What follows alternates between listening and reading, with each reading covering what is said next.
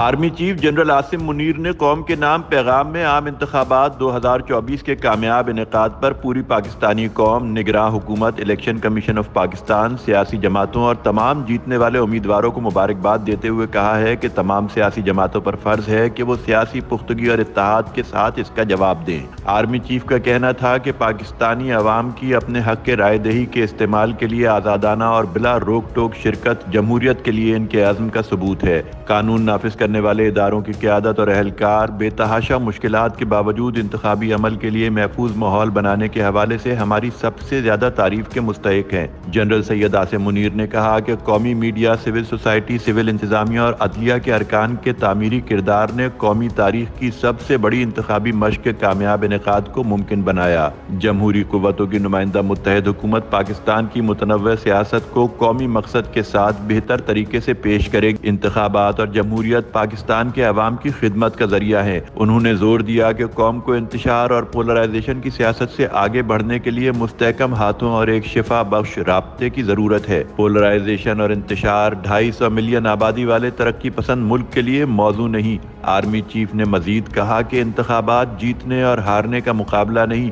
بلکہ عوام کے مینڈیٹ کا تعین کرنے کی مشق ہے۔